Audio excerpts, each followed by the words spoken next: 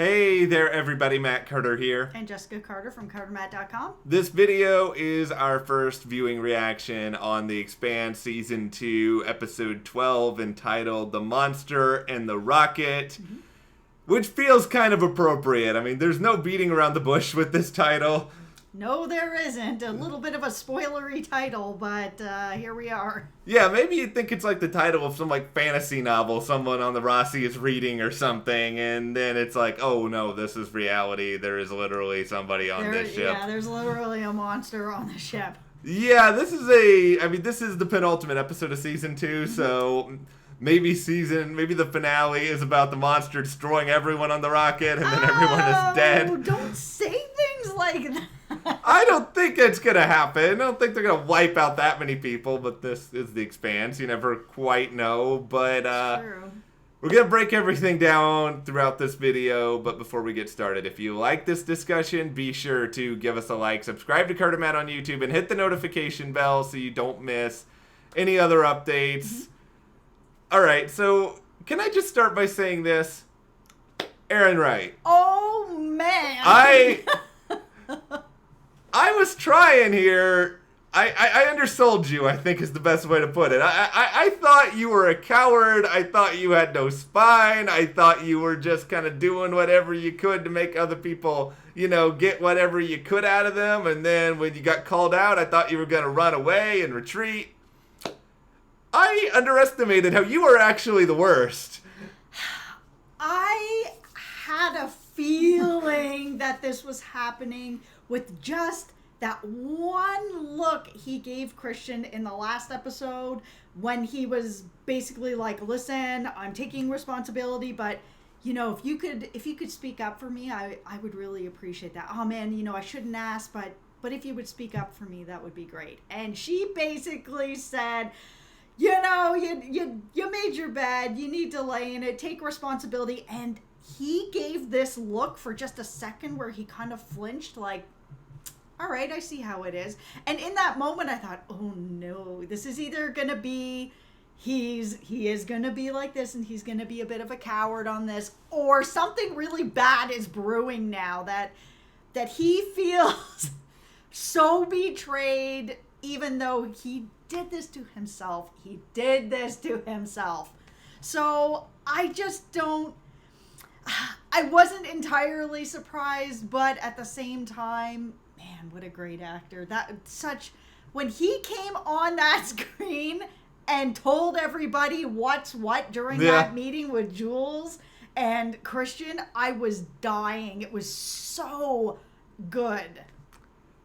Can we go find the location of Aaron Wright's house? I know, that way we can throw tomatoes at it. I know, I'm not saying we throw tomatoes at the actor's house, but can we just go into the world of the Expanse and find Aaron Wright's house and just get a megaphone and just boo him outside his window? I don't know, I kind of like him. Okay, no, what? I know, I don't know why. There's just... He's so terrible, and he's so good at being so treacherous. I don't know. I'm okay. Sorry. No, I'm not. I can't put my finger on it, but he's such a good character. Here's the thing. There are villains sometimes in it that are really, really fun to hate. And, I mean, I enjoyed hating Joffrey. Significantly, I had a lot of fun hating Joffrey. And maybe Aaron Wright is our Joffrey in some ways. It just feels good to have a character like that for Christian, for Jules, for this whole thing of somebody who has just planted his flag and is like, this is what's happening, or else. Here's how much they really fooled me in all of this. I was watching the start of this episode, and there was this scene where Aaron Wright and his kid, and he's just basically like, remember me as I was, and doing this whole sort of when this kid's like, what's going on, Dad? I just want to go to school.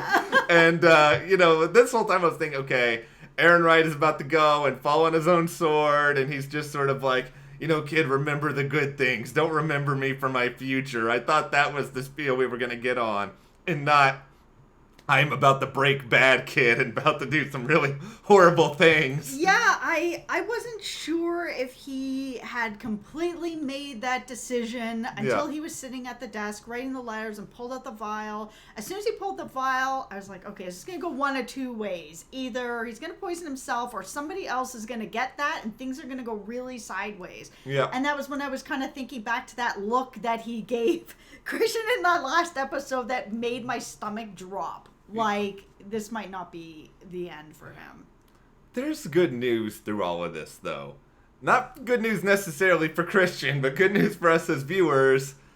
If Christian can't return to Earth because Aaron Wright feels so betrayed and Aaron Wright's going to have her killed, maybe she needs to go hang out with the certain Holden and Alex, and maybe we could get the whole gang together. I do not need to see that happen. I think it would be fun. Can you give me Christian and Amos in the same scene?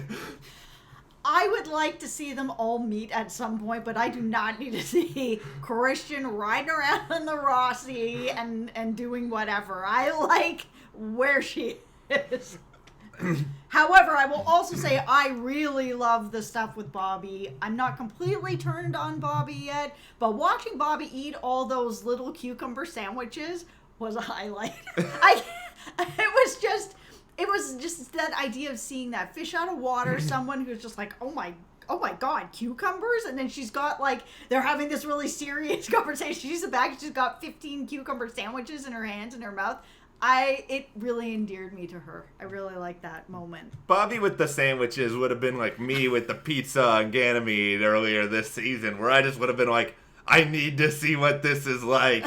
Bobby is like the deer who is like skating around on ice and has never been on ice before, and it just looks like she's about to fall over with all the wonderment that's going on. Yeah, it feels a bit like Third Rock from the Sun, where the four of them are aliens and they're down on Earth and everything is just brand new for the first time and they don't exactly know how everything works yet, but everything is a wonderment. And seeing her with all those sandwiches, I was just like, oh, okay, you're getting me. Just think about it this way, Bobby. If you think those cucumber sandwiches are good, wait until you try the Popeyes chicken sandwich. I haven't even had it yet, but I'm not sponsored, but Bobby could I wish it was. Bobby could survive the fight to get the Popeyes chicken sandwich. I think that's the good thing. All right, so where else are we navigating here to? I mean, let's talk about what's going on with Holden. Yeah, let's talk about what's going on with Holden because he has been getting real dark. And I understand why that's happening with him and why he's kind of going into this place. He's seen a lot and a lot has happened and that can darken somebody a little bit. But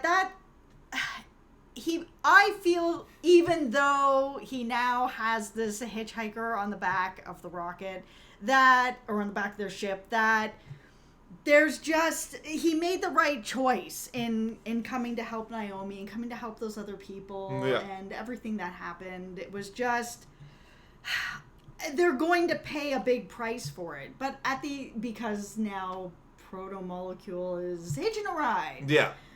But I think Naomi really has the right mindset of this, which is just, this is so big. Yeah. So big that their small crew is not going to be the ones that stop this alone. This is going to be a much bigger operation by a lot of different people. It may take all of these different planets in the entire universe to come together to be able to deal with this, instead of trading it around like arms that they will need to come together to actually stop it. So her idea, I gotta help where I can, I really feel like some of that felt like it kind of rubbed off on Holden a little bit, to kind of remind him that you gotta help where you can. Sometimes things are bigger than you. Not everyone can fly into the Death Star and destroy it, and not to spoil something that's more than 3 decades old, but this is not a world where such, I think, an act is possible. And I think Holden wants to be the hero, but in wanting to be the hero, he doesn't always see the bigger picture. And we've been talking about this, that eventually we would have that sort of moment where Holden would sort of, I don't want to say he makes a complete heel turn, but I think he makes maybe I have been going too much in this one direction this time around. I need to find a way to sort of pivot and actually look towards the light, Holden. You don't need to be dark all the time. Yeah, I agree. And he was getting a little bit dark for me this season. I have been enjoying watching him have struggles as a leader and trying to find his footing of how far do I need to go to get things done. And now after seeing Naomi working with Melissa, where the last couple episodes before, they're commandeering her ship and, waving it around like they're, keeping them prisoner. Now that we've seen this, it again reinforces to me that maybe there was another way that Holden's crew could have handled that asking for a ride and explaining the situation might have worked out differently. And it may have put Melissa and her husband in a different frame of mind where maybe her husband might not be dead. I love the feel of this show. I know it's been said that this is based on an RPG, and it feels like it. It feels very much like a choose your own adventure, that one decision can come out with this outcome and another decision might have left Melissa's husband alive. And that's what is so cool about this show. So seeing Naomi and Melissa make that bridge in this episode, I liked it. It made me feel a little less bad that her husband got killed. Well, I think for every action there is a reaction, and here's what I'm hoping. I'm hoping that what Holden did, as not good as it was, maybe this will actually be a touchstone for him so that if he's in a similar position moving forward, maybe he does make that different choice. And maybe because he does this now, he has an example of something that was too much on one side of things, because maybe this prevents him from doing something that would be even worse a little bit later on down the road. I don't know if the brain of James Holden works like this, but I like to believe that it does. I just like that he did make the decision to leave Proto-Man and go and help, because really he doesn't know how many of them there are out there, or how big this is. It really felt like a moment that he realized that this is so much bigger than him and he cannot fix everything, and something that is this big is not fully his responsibility, because it's felt like he feels the pressure of that as his to carry. And it's not. You know what? I really like the whole sequence between Holden and Prax, where Prax is just sort of like, this could be my daughter. And I think Prax is there to sort of give you that human element throughout a lot of this, where we still don't exactly know everything when it comes to the transformations of these proto-man or whatever they ultimately are. And I think we sort of need to kind of constantly have those reminders throughout.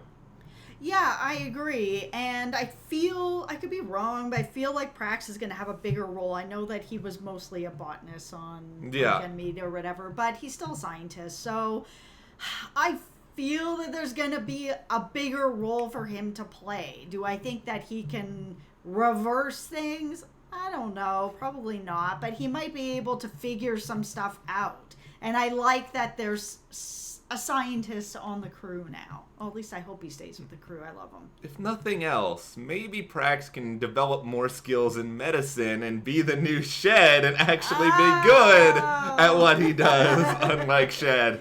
Yes, he might. And mostly, I just want him to have an influence on the crew. Like you said, there's this really sort of human element to him that there are other people in the crew that have, but sometimes you just need to have someone like Prax there to pull you back in, to just be like, hey, this isn't just a Proto-Man, this might be my kid, this might be someone else's kid. Like, there is another element to it. So yeah, it's a nice balance in between watching Amos punch people in the face, which I feel like there should be like an over-under for every single episode of The Expanse. How many times is Amos gonna get into a fight per episode? It wasn't interesting to see him and Naomi have that little back and forth where he felt that she was in the wrong and she actually had to find a way to immobilize him. Yeah. I like what she did, that he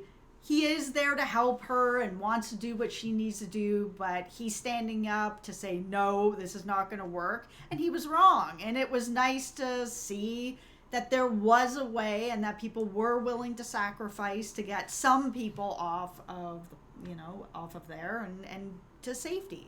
Yeah. I mean, just because Amos and Naomi, they're loyal to each other, you're going to have disagreements here or there. It's just... They don't have a lot. That's why it was kind of neat to see. Disagreeing with Amos, though, is probably a little different than disagreeing with anyone else out there. But, yes. All right, so we're entering the finale. Yep. That's going to be a big episode. I'm assuming Proto Man is going to run amok to some degree, but I have a solution. What is the solution? Cucumber sandwiches. Apparently, they really win people over, so I'm told. So, no, I think things are probably going to go really, really badly, and somebody may potentially die. Yeah, I'm a little worried. That's sort of the thing. Oh, by the way, where is Fred Johnson and Drummer? I know we did this yesterday, but I'm back on this stick now. No, I agree. Like, now that they're off in the ships, are they going to go to Tycho? Are they going to go somewhere else? They're just going to be flying around for a little while? Where are they going to go? And where are they going to go with this Proto-Man hitchhiker? Like, things are not going well here. No. I have said that I feel like Fred is not going to make it out of here, but wouldn't it be interesting if that is how he goes out? Proto-Man. Someone that I didn't even have on the board as someone playing that has a problem with Fred, because everybody has a problem with Fred. Proto-Man? Could that be it? Then Drummer takes out Proto-Man because Drummer is awesome. Yeah, that would be awesome. All right, well, we have created our own fan fiction for the Expanse Season 2 finale now. We will be back very soon to break that down. But if you enjoyed this video, or if you enjoyed watching this episode, let us know your thoughts upon watching it for the first time. No spoilers, please, in the comments. And if you like this video, be sure to give us a like, subscribe, and you can support us further by checking the link in the description to the Carter Matt store, and we'll see you here next time.